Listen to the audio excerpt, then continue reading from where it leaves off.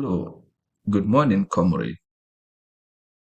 I am Lamin Kongira, a computer science bachelor student, and I'm excited to engage in this group discussion with you. As you can see from my screen, I decided to choose robbing a bank, applying Kant's categorical imperative. In the introductory slides, I have few pointers. The first one there is Kant's moral philosophy, which centers on the categorical imperative, a universal moral law that applies to all rational beings. The key or the three key formulations, which are universal law, only according to the maxims that can be universally applied, humanity as an end, treat humanity as an end, never merely as a means. Kingdom of ends, act as if you are legislator in a universal moral community. So today, I will explore how Immanuel Kant's categorical imperative applies to the real world scenario of robbing a bank. Kant's moral philosophy provides a universal framework for evaluating actions based on reality and rationality and duty, rather than consequences. His categorical imperative has three key formulations, which I have already stated down, and we'll examine how each one applies to the act of robbing a bank. Let's look at the scenarios here. Robbing a bank involves using force or deception to steal money, which violates laws and harming others. But the question is this action morally permissible under the Kant's framework?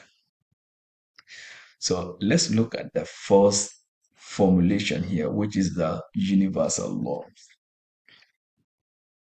The first formulation states, act only according to the maxims that can be universally applied. In simpler terms, ask yourself, can the rule behind my action apply to everyone without contradiction? So let's try to apply this scenario here. Let's try to uh, apply this to to robbing a bank. The maxim here might be, I will rob a bank to solve my financial problems. Now, imagine if everyone followed this rule. If everyone robbed banks when in need, trust in financial systems would collapse and society would descend into chaos. This maxim cannot be universalized without contradiction, making robbing bank morally impermissible under Kant's first formulation. Let's look at the second formulation, which is humanity as an end. The second formulation states, treat humanity as an end, never merely as a means. This means we must respect the dignity and autonomy of others, not using them solely for own benefit. When someone robs a bank, they treat the bank employees, customers, and society as mere tools to achieve their goal. For example, threatening a bank teller to get money disregards their safety and autonomy. This violates Kant's principle of treating people as ends in themselves, making robbing a bank morally wrong under the second formulation. Let's look at the third formulation, kingdom of ends. The third formulation states act as if you are a legislator in a universal moral community. In other words, consider whether your action aligns with the laws of a national ethical society. Would a rational community legislate bank robbery as a universal law? Absolutely not. Bank robbery undermines trust, security, and justice, just values essential for a functional moral community.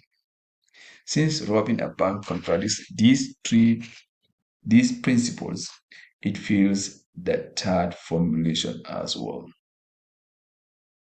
Let's look at the conclusion here. In summary, robbing a bank violates all three formulations of Kant's categorical imperative.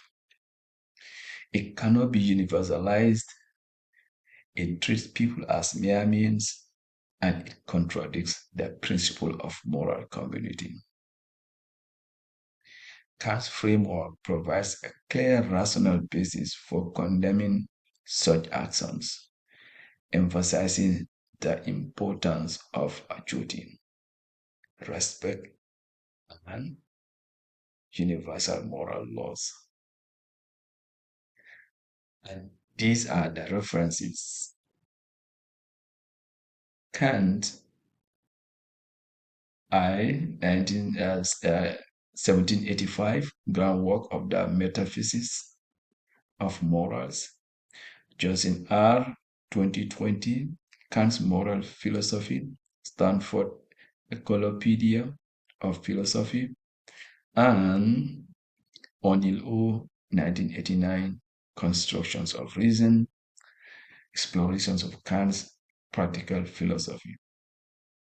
Thank you so much.